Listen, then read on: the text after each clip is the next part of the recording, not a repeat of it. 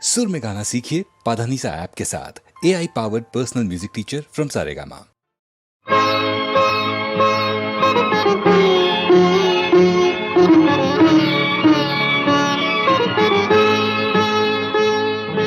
பூவும் பொட்டும் எங்கே, என் பூஜை தெய்வமும் எங்கே? பூவும் பொட்டும் எங்கே, பூஜை தெய்வமும் எங்கே? நான் உன்னை பிரிவறிவங்கே, என் கண்ணா நீ ஓடி வா, என் கண்ணா நீ ஓடி வா. பூவும் பொட்டும் இங்கே, என் பூஜை தெய்வம் இங்கே. பூவும் பொட்டும் இங்கே, என் பூஜை தெய்வம் இங்கே. நான் உன்னை பிரிவது எங்கே? என் கண்ணே நீ ஓடிவா, என் கண்ணே நீ ஓடிவா.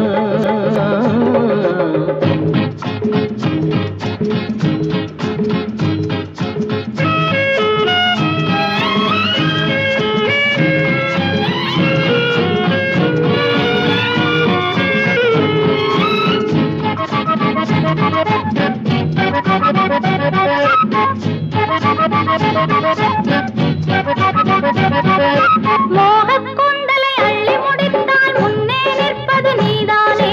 மூடிய உதட்டில் பனித்துளி பட்டால் வாடை காட்டும் நீதானே. மோகக் கூந்தலை அள்ளி முடித்தால் முன்னே நிற்பது நீதானே. மூடிய உதட்டில் பனித்துளி பட்டால் வாடை காட்டும் நீதானே. தொட்டழுதி தோள்கள் இரண்டில் தொட்டில் போட்டவள் நீதானே. தொட்டு தழுதி தோள்கள் இரண்டில் தொட்டில் போட்டவள் நீதானே. தொடர தொடர சுகமாயிருக்கும் தொடர்கதை சொன்னவள் நீதானே. தொடர தொடர சுகமாயிருக்கும் தொடர்கதை சொன்னவள் நீதானே.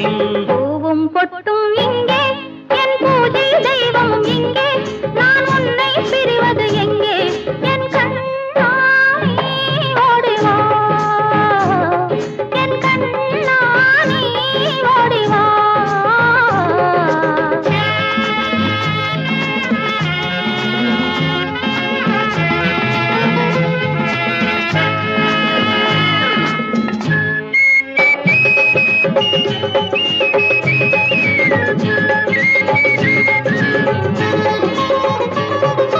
கயத்துக்கட்டில் மேலே இருந்தும் காலை பிடிப்பதும் புண்ணியமே. காலை பிடிக்கும் கட்டி கரும்பை கையை பிடி புண்ணியமே.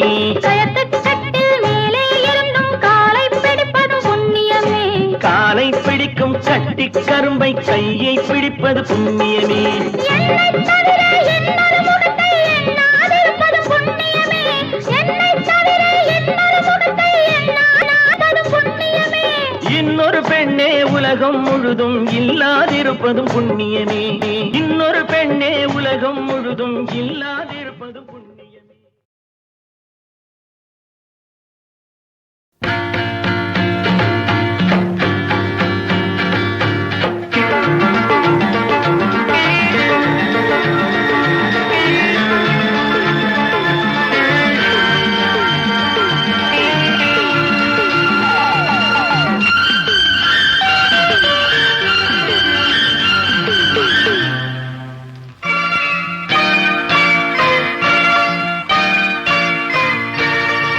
ஓஹோ ரசிகர்களே, நீங்கள் கேளுங்கள், கை தட்டுங்கள், கூட பாடுங்கள், பாராட்டுங்கள்.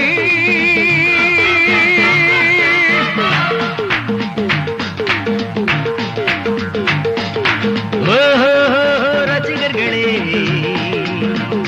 நீங்கள் கேளுங்கள், கை தட்டுங்கள், கூட பாடுங்கள், பாராட்டுங்கள். உங்களை நம்பி நாங்கள், எங்களை நம்பி நீங்கள். உங்களை நம்பி நாங்கள், எங்களை நம்பி நீங்கள். ஓஹோ ரசிகர்களே, நீங்கள் கேளுங்கள், கை தட்டுங்கள், கூட பாடுங்கள், பாராட்டுங்கள்.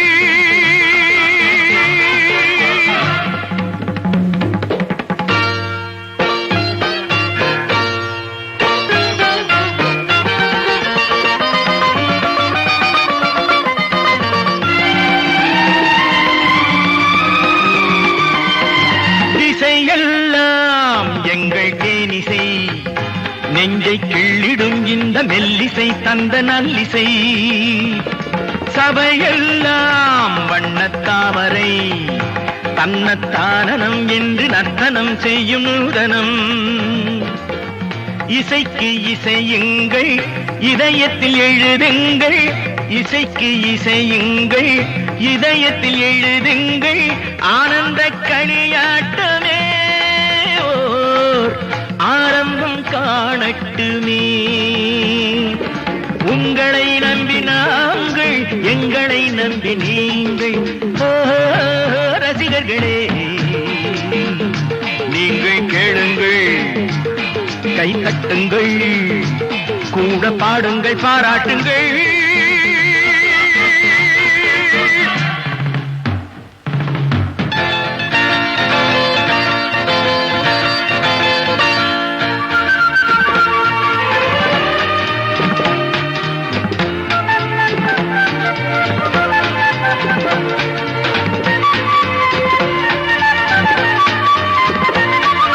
தமிழ் கொஞ்சும் சந்த பாடல்கள் இங்கு பொங்கிடும் அந்த வைகையும் அன்பு பொய்கையும் தமிழ் கொஞ்சும் சந்த பாடல்கள் இங்கு பொங்கிடும் அந்த வைகையும் அன்பு பொய்கையும் எடுத்து பருகுங்கள் இன்பத்தில் உருகுங்கள் உள்ளத்தை தாலாட்டுமே தேன் வெள்ளத்தில் நீராட்டுமே உங்களை நம்பி நாங்கள் எங்களை நம்பி நீங்கள் ரசிகர்களே நீங்கள் கேளுங்கள் கை தட்டுங்கள் கூட பாடுங்கள் பாராட்டுங்கள்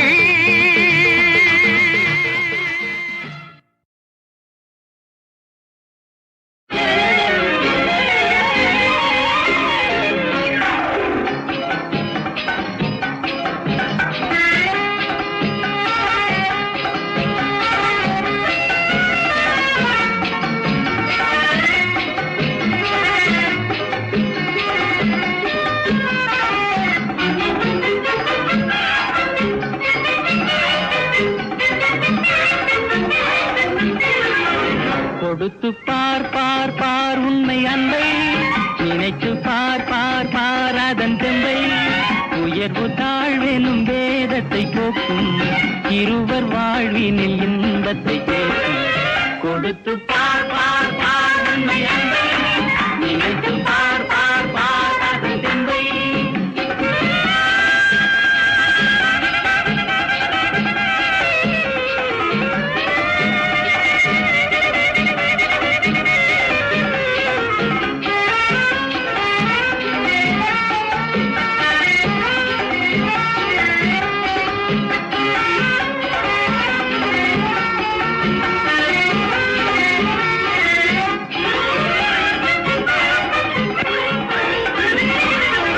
கண்ணுக்குள் மின்னல் வெற்றை காட்டுகின்ற கண்ணம்மா கன்னத்தில் ஆப்பிள் வந்து தாய்த்திருப்பதென்னம்மா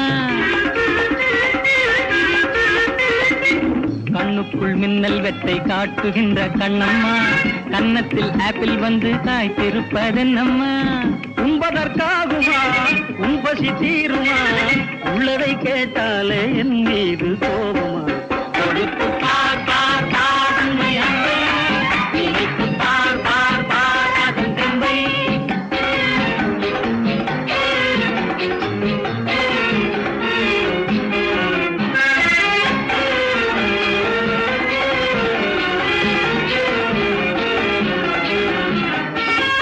கற்பனை உங்களுக்கே சொந்தம் என்ற எண்ணமா சர்க்கரை பாகுங்கள் நாவி வந்த ஜன்னமா கற்பனை உங்களுக்கே சொந்தம் என்ற எண்ணமா சர்க்கரை பாகுங்கள் நாவி வந்த ஜன்னமா பிறவிகள் வந்ததா பெண்ணென்று தந்ததா இரவெல்லாம் உறவாடும் கனவாலே சேர்ந்ததா கொடுத்து பார் பார் பார் உண்மை அன்பை நினைத்து பார் பார் பார் அதன் தந்தை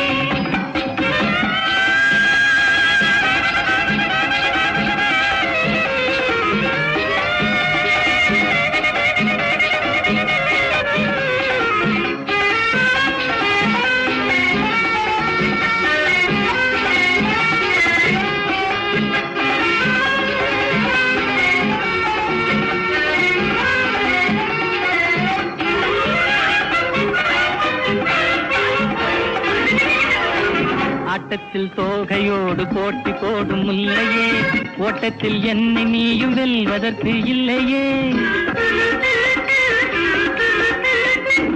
ஆட்டத்தில் தோகையோடு போட்டி போடும் முல்லையே, ஓட்டத்தில் என்னை நீயும் வெல்வதற்கு இல்லையே. தோட்டத்தில் முல்லைதான், ஓட்டத்தில் கொள்ளைதான், போட்டியும் போட்டாலே தவறாமல் வெல்லுவேன். கொடுத்து பார் பார் பார் உண்மை அன்பே, நினைத்து பார் பார் பார் அதன் துன்பை.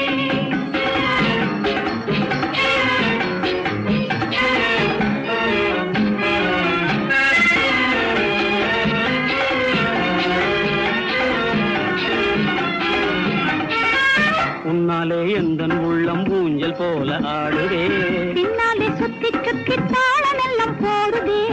உன்னாலே எந்தன் உள்ளம் ஊஞ்சல் போல ஆடுதே. பின்னாலே சுத்தி சுத்தி தாளம் எல்லாம் போடுதே. காலத்தின் கோலமா காதலின் ஜாலமா, காணாத புது வாழ்வு கண்ணின்று காணுதே. கொடுத்து பார் பார் பார் உண்மை அன்பே, நினைத்து பார் பார் பார் அதன் துன்பை. நிகழ்வு தாழ்வின் வேதத்தை போக்கும், இருவர் வாழ்வின் இன்பத்தை சொல்லும். கொடுத்து பார் பார் பார் உண்மை அன்பே, நினைத்து பார் பார் பார் அதன் துன்பை.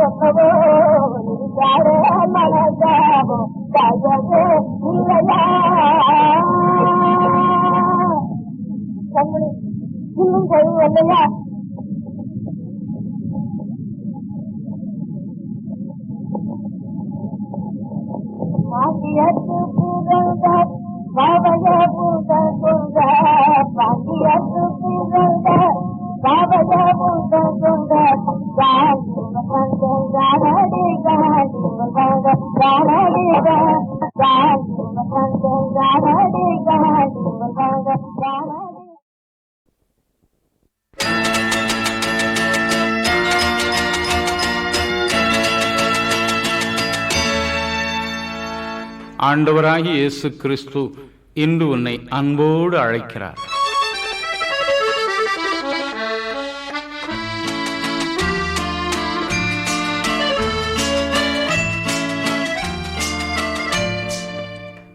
வாழ்க்கை என்பது இன்பமும் துன்பமும் நிறைந்ததாகும்.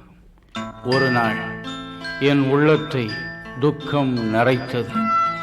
துக்கம் நிரம்பி வழிந்ததென்று நான் சொல்லக்கூடும். எங்கு நான் ஆறுதல் பெறுவேன்? இறைவனுடைய திருப்பாதங்கள் தங்கும் இடம் ஒன்று உண்டானால் நான் அங்கு போய் அவருடைய பாதத்தில் விழுந்து என்னுடைய குறைகளை சொல்லி ஆறுதல் பெறக்கூடுமே என்று கலங்கினேன். அப்பொழுதுதான் மகாகவி கிருஷ்ணபிள்ளை அவர்கள் எழுதிய ஓர் அழகிய பாடலின் கடைசி வரி என் மனக்கண்கள் முன்பதாக பளிச்சிட்டது. தேவாதி தேவனை நான் சிலுவை மிசை கண்டேனே என்ற ஒரே ஒரு வரிதான் அது என் உள்ளத்தை பரவசம் அடைய செய்தது. மறுபக்கமோ கோரச் சிலுவையில் கொடிய கொலை கொள்ளை போன்ற குற்றங்களில் சிக்கிக் கொண்டவர்களை கொலை செய்ய ரோம அரசாங்கம் உபயோகப்படுத்தின அந்த சிலுவையிலா தேவாதி தேவனை காண முடியும் என்று வேறொரு எண்ணமும் மனதில் எழுந்தது. இரண்டிற்கும் நடுவில் தடிமாறின பொழுதுதான் இலங்கையில் ஒரு பக்தன் பாடின வேறொரு பாடலும் எனக்கு முன்பதாக வந்தது. அந்த பாடலை பாடினேன், மனம் மகிழ்ந்தேன், ஆறுதல் அடைந்தேன். அதே பாடலை நாம் அனைவரும் பாட சற்று கேட்போமா?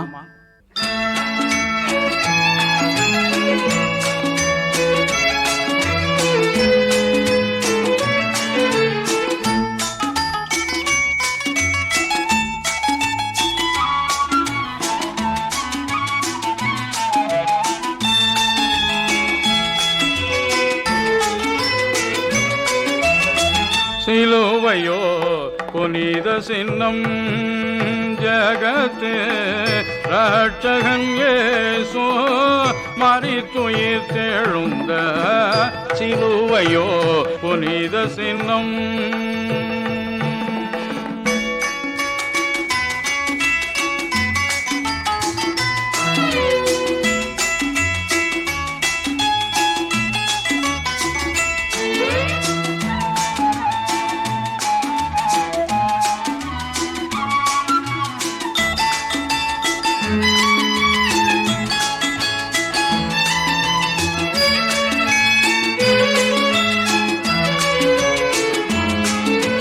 கல்வாரியில் முளைத்து ககனம் வரை தழைத்து எல்லா தீக்கும் கிளைத்து இகபரத்தை இணைத்தும் எல்லாரை செல்வராக்கும் பொல்லோரை நல்லோராக்கும் எல்லாரை செல்வராக்கும் பொல்லோரை நல்லோராக்கும் நல்லாயன் இயேசு சுவாமி தோளில் சுமந்து சென்ற சிலுவையோ புனித சின்னம்.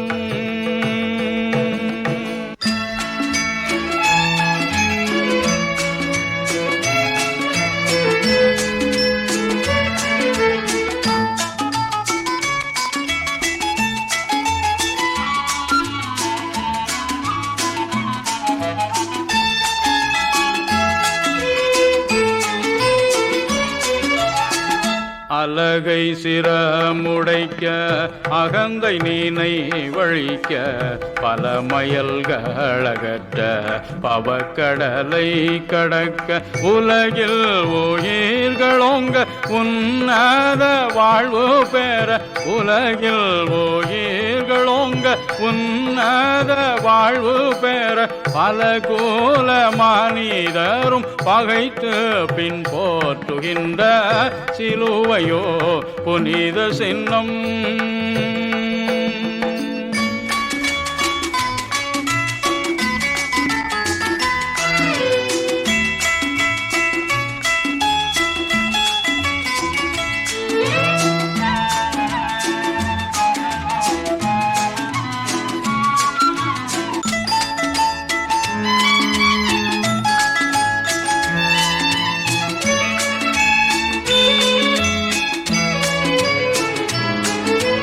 யூதர் கேடரலான இயேசுநாத சிலுவை கிரேக்க ஞானியருக்கு பைத்தியம் சிலுவை அன்ப கடைக்கலமும் தேவபலனும் சிலுவை அன்ப கடைக்கலமும் தேவபலனும் சிலுவை தன்னை உணர்ந்தவதும் தனி பெருமை சிலுவை சிலுவையோ புனித சின்னம். ஜகத்து ரட்சகன் இயேசு மரித்துயிர் தெழுந்த சிலுவையோ புனித சின்னம். சிலுவை ஓர் புனித சின்னம் என்று அருமையாக பாடிவிட்டார் பக்தன். ஆனாலும் கோரச் சிலுவை எப்படி புனித சின்னமாக மாற முடியும், அதில் தேவாதி தேவனை எப்படி நான் கண்டுவிட்டேன் என்று கிருஷ்ணபிள்ளை அவர்களும் பாடினார்கள் என்று என் உள்ளம் ஏற்க மறுத்தது. வேத புஸ்தகத்தை கையில் எடுத்தேன், மறுபடியுமாக வேதத்தை ஆராய்ந்து பார்த்தேன். சிலுவையில் தேவாதி தேவனை காண முடியுமா? சிலுவை எதற்காக பயன்படுத்தப்பட்டது? ரோம அரசாங்கத்தின் நாட்களில் கொலை, கொள்ளை, இன்னும் மன்னிக்க முடியாத மாபெரும் குற்றங்களை செய்தவர்களை பிடித்து சமுதாயத்திலிருந்து அகற்றுவதற்காக கோரச் சிலுவையில் அடித்து தொங்கவிட்டு விடுவார்களாம். போகிறவர்கள் வருகிறவர்கள் சிலுவையில் தொங்கும் அந்த மனிதனை பார்த்து எள்ளி நகையாடி அதன் மூலமாக அவனுடைய மனதிற்கும் வேதனை உண்டு பண்ணுவார்களாம். முடிவில் மன வேதனையை சகிக்க முடியாமலும் சரீரத்தில் உண்டான வேதனையை சகிக்க முடியாமலும் அவன் குற்றுயிராக பல மணி நேரங்கள் இருந்து கடைசியாக மனம் வெறுத்து தன் ஜீவனை விடுவான் என்று நான் அறிந்து கொண்டேன். இந்த கோரச் சிலுவையில் தான் இயேசு கிறிஸ்துவும் தொங்கினாரா? என்ன ஆச்சரியமாக இருக்கிறது!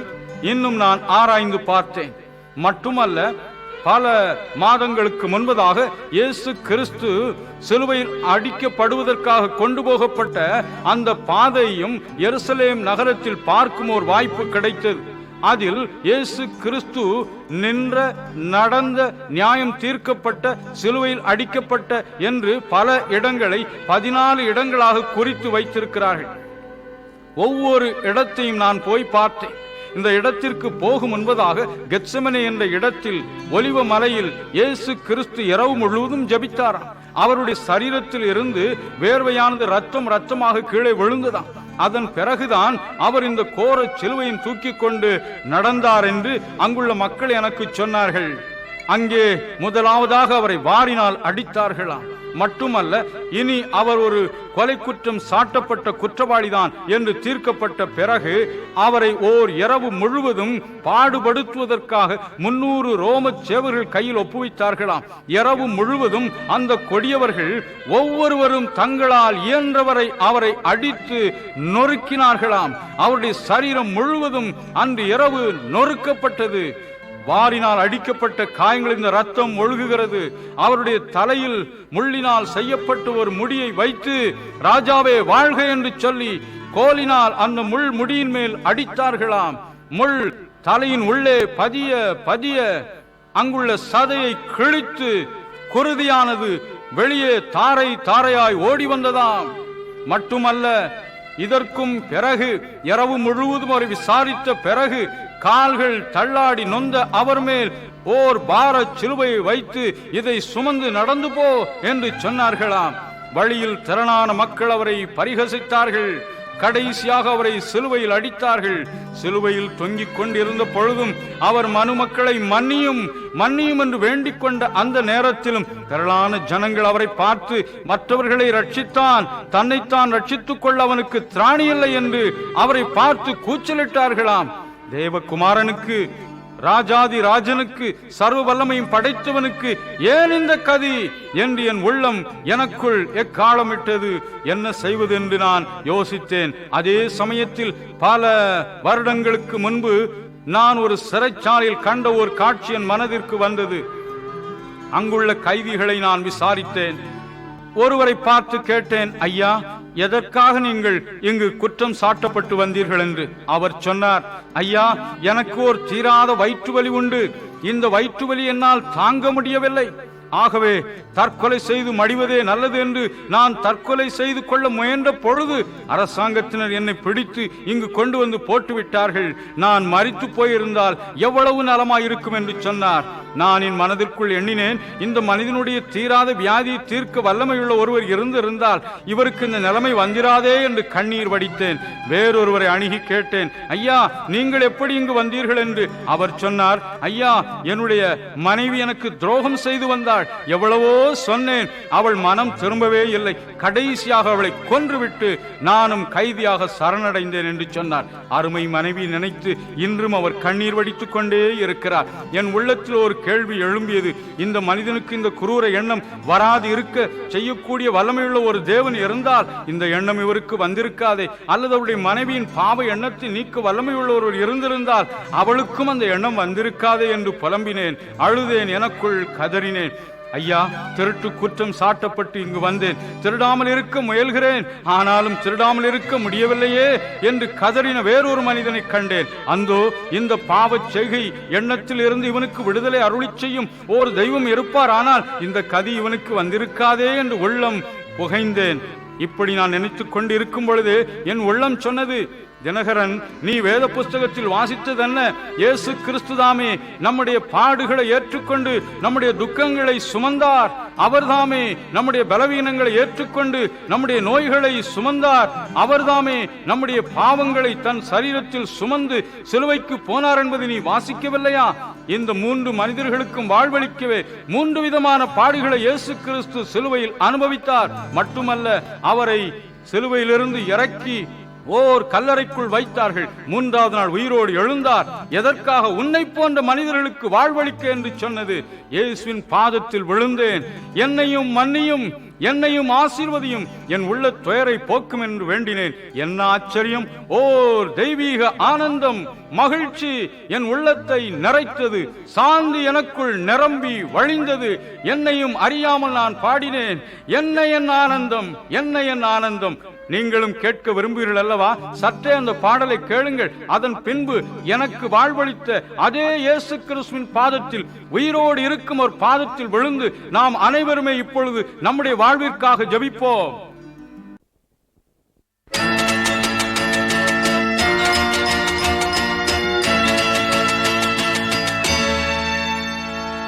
ஆண்டவராகிய இயேசு கிறிஸ்து இன்று உன்னை அன்போடு அழைக்கிறார்.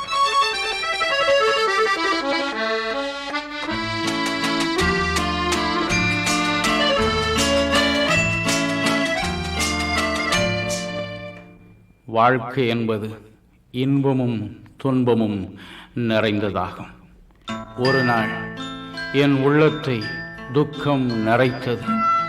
துக்கம் நிரம்பி வழிந்ததென்று நான் சொல்லக்கூடும். எங்கு நான் ஆறுதல் பெறுவேன்? இறைவனுடைய திருப்பாதங்கள் தங்கும் இடம் ஒன்று உண்டானால் நான் அங்கு போய் அவருடைய பாதத்தில் விழுந்து என்னுடைய குறைகளை சொல்லி ஆறுதல் பெறக்கூடுமே என்று கலங்கினேன். அப்பொழுதுதான் மகாகவி கிருஷ்ணபிள்ளை அவர்கள் எழுதிய ஓர் அழகிய பாடலின் கடைசி வரி என் மனக்கண்கள் முன்பதாக பளிச்சிட்டது. தேவாதி தேவனை நான் சிலுவை மிசை கண்டேனே என்ற ஒரே ஒரு வரிதான் அது என் உள்ளத்தை பரவசம் அடைய செய்தது. மறுபக்கமோ கோரச் சிலுவையில் கொடிய கொலை, கொள்ளை போன்ற குற்றங்களில் சிக்கிக் கொண்டவர்களை கொலை செய்ய ரோம அரசாங்கம் உபயோகப்படுத்தின அந்த சிலுவையிலா தேவாதி தேவனை காண முடியும் என்று வேறொரு எண்ணமும் மனதில் எழுந்தது. இரண்டிற்கும் நடுவில் தடிமாறின பொழுதுதான் இலங்கையில் ஒரு பக்தன் பாடின வேறொரு பாடலும் எனக்கு முன்பதாக வந்தது. அந்த பாடலை பாடினேன், மனம் மகிழ்ந்தேன், ஆறுதல் அடைந்தேன். அதே பாடலை நாம் அனைவரும் பாட சற்று கேட்போமா?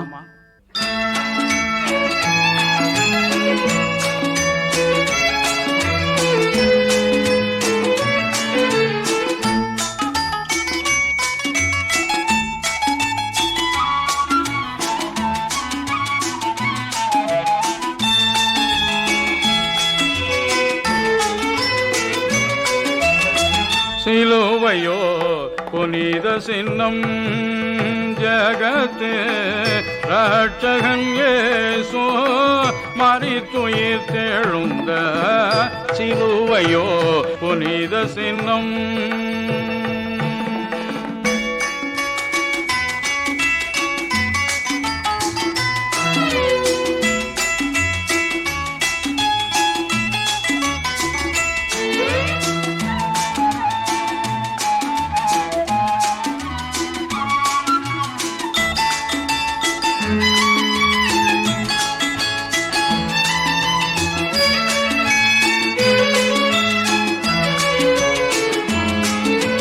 கல்வாரியில் முளைத்து ககனம் வரை தழைத்து எல்லா தீக்கும் கிளைத்து இகபரத்தை இணைத்தும் எல்லாரை செல்வராக்கும், பொல்லோரை நல்லோராக்கும், எல்லாரை செல்வராக்கும், பொல்லோரை நல்லோராக்கும் நல்லாயன் இயேசு சுவாமி தோளில் சுமந்து சென்ற சிலுவையோ புனித சின்னம்.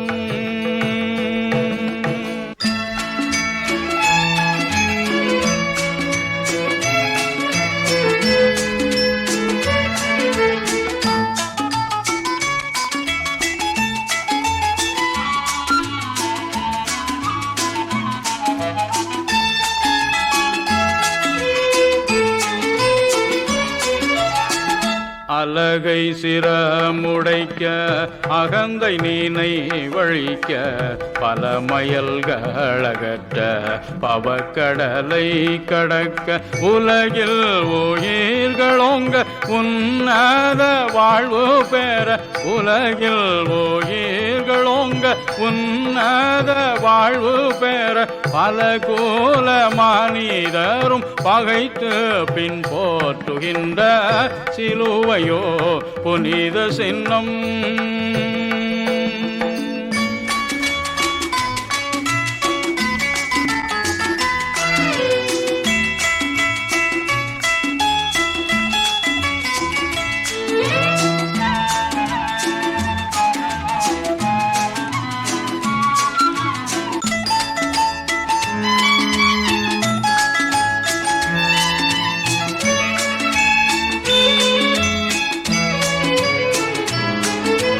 யூதர்க்கிடரலான இயேசுநாத சிலுவை கிரேக்க ஞானியருக்கு பைத்தியம் சிலுவை அன்ப கடைக்கலமும் தேவபலனும் சிலுவை அன்ப கடைக்கலமும் தேவபலனும் சிலுவை தன்னை உணர்ந்தவதும் தனி பெருமை சிலுவை சிலுவையோ புனித சின்னம்.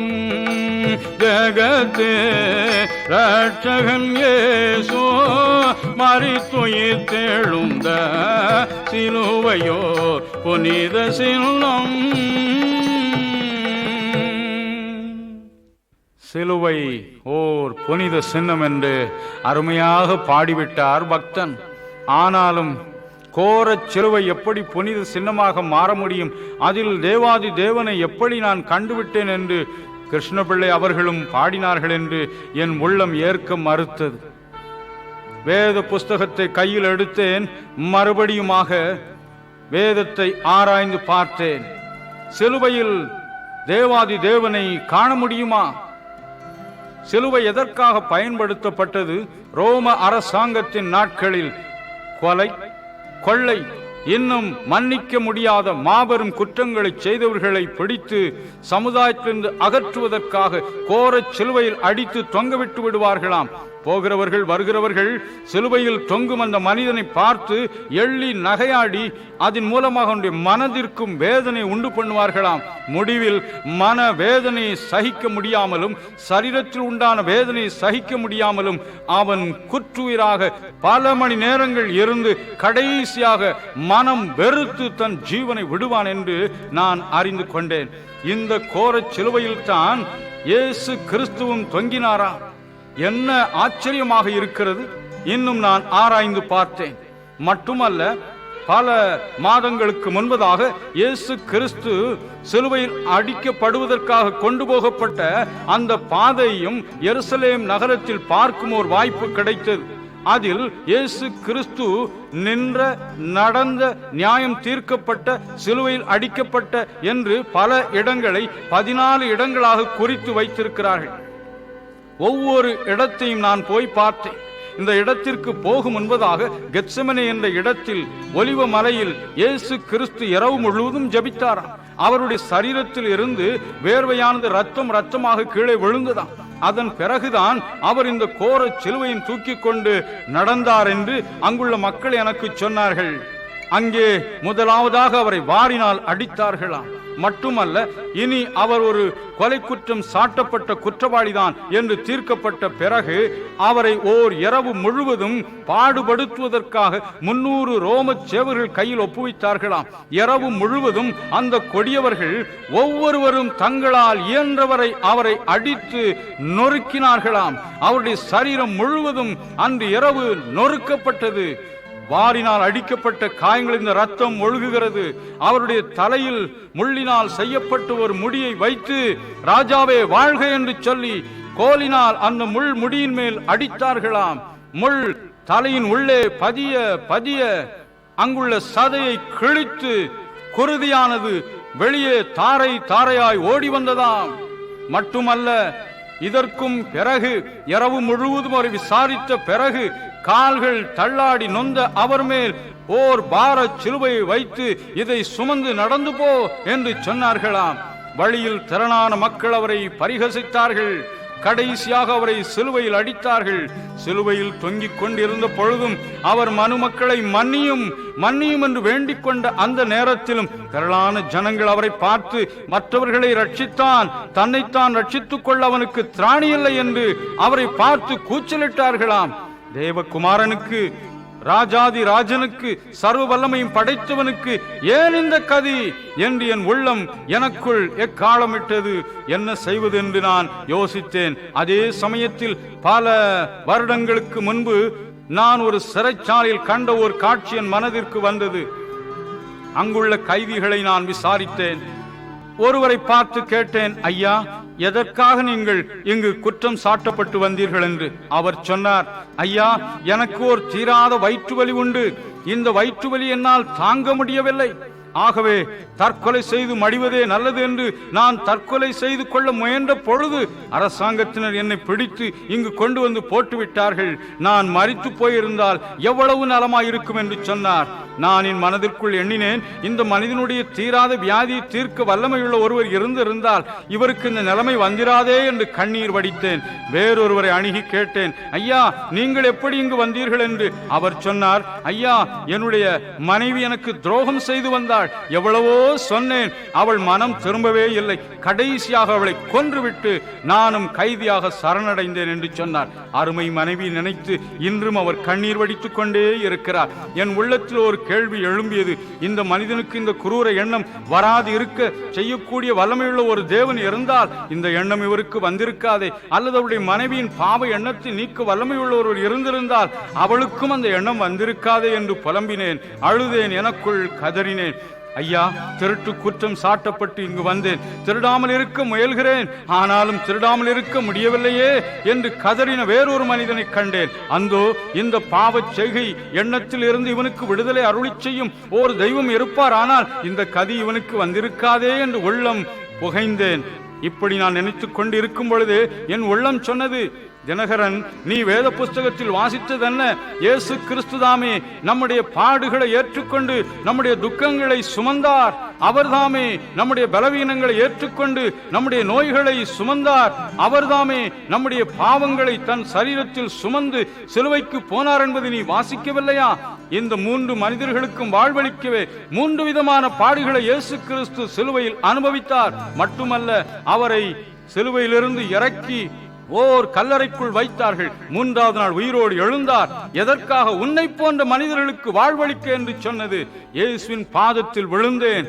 என்னையும் மன்னியும், என்னையும் ஆசீர்வதியும், என் உள்ள துயரை போக்கும் என்று வேண்டினேன். என்ன ஆச்சரியம்! ஓர் தெய்வீக ஆனந்தம், மகிழ்ச்சி என் உள்ளத்தை நிறைத்தது. சாந்தி எனக்குள் நிரம்பி வழிந்தது. என்னையும் அறியாமல் நான் பாடினேன், என்ன என் ஆனந்தம், என்ன என் ஆனந்தம். நீங்களும் கேட்க விரும்புகிறீர்கள் அல்லவா? சற்றே அந்த பாடலை கேளுங்கள். அதன் பின்பு எனக்கு வாழ்வளித்த அதே இயேசு கிறிஸ்துவின் பாதத்தில், உயிரோடு இருக்கும் ஒரு பாதத்தில் விழுந்து நாம் அனைவருமே இப்பொழுது நம்முடைய வாழ்விற்காக ஜெபிப்போம்.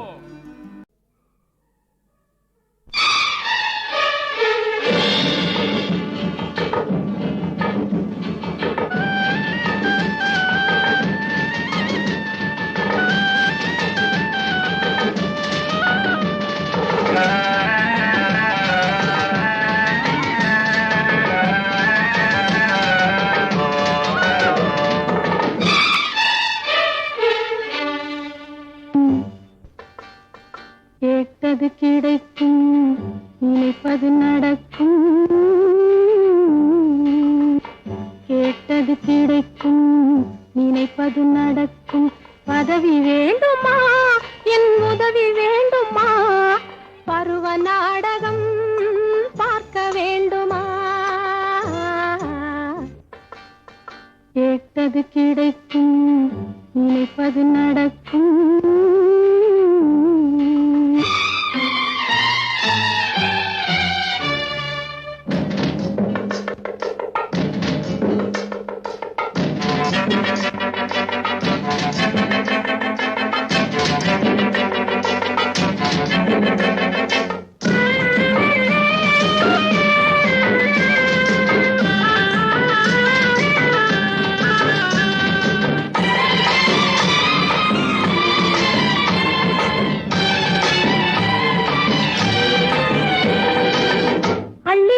அழைக்கும் போது அள்ளி போல வளையும், கிள்ளி வைத்த முல்லை போல கையில் வாசம் விளையும்.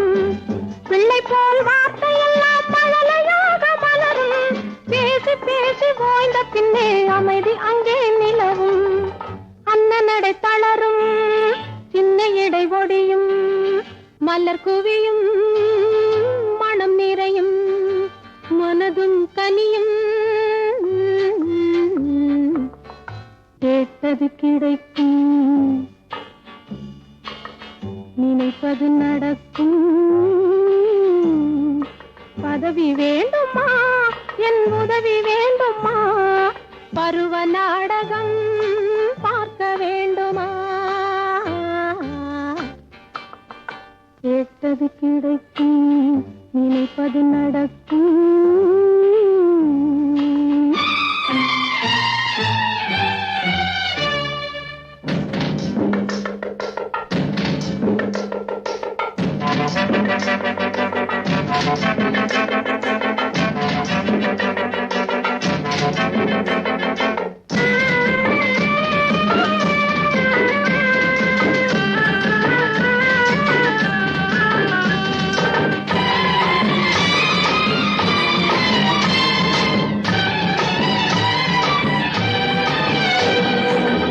கண்ணாடி போல நானும் வடிவம் கொள்ள வேண்டும், உன் கண்களில் விதவிதமாய் காட்சியாக வேண்டும். மண்ணகத்தை ஆள வந்த மன்னனாக வேண்டும், நான் உன்னகத்தை ஆள வந்த ராணியாக வேண்டும். தங்க நிற கன்னம் வெண்ணிலவில் மின்னும், மலர் குவியும், மனம் நிறையும், மனதும் கனியும். கேட்டது கிடைக்கும், நினைப்பது நடக்கும். பதவி வேண்டுமா, என் உதவி வேண்டுமா, பருவ நாடகம் பார்க்க வேண்டுமா? கேட்டது கிடைக்கும், நினைப்பது நடக்கும்.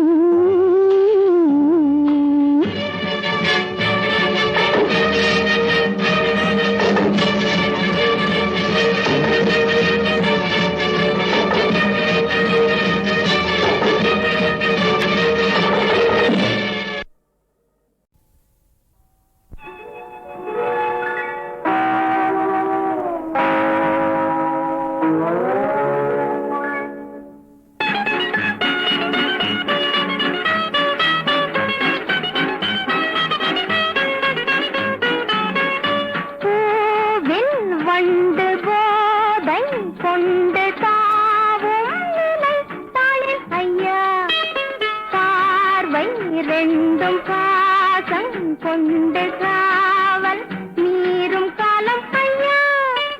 பூவில் வண்டு போதை கொண்டு தாவும் நிலை தாளின் ஐயா, பார்வை ரெண்டும் பாசம் கொண்டு காவல் மீறும் காலம் ஐயா.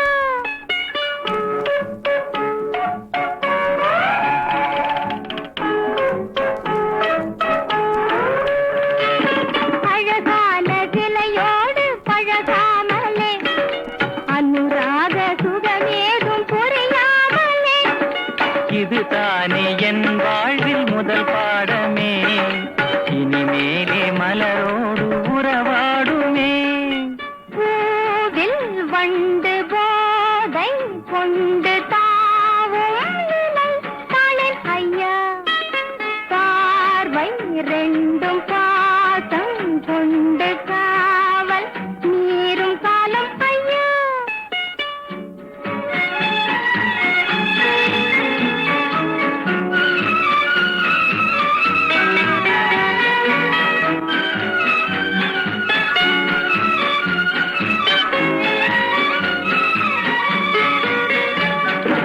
இமையாத விழி கூட கவி பாடுமா, சுவையான இதழ் கூட ஜதி போடுமா.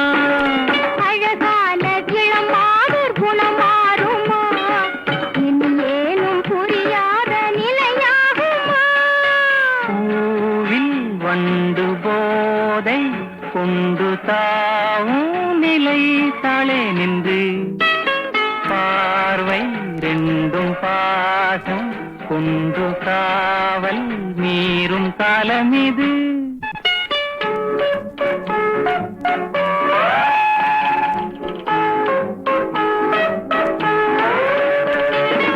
இசை பாடும் குயில் ஏனோ விரைந்தோடுது, உன் இசையாலே தான் வெட்டி பறந்தோடுது.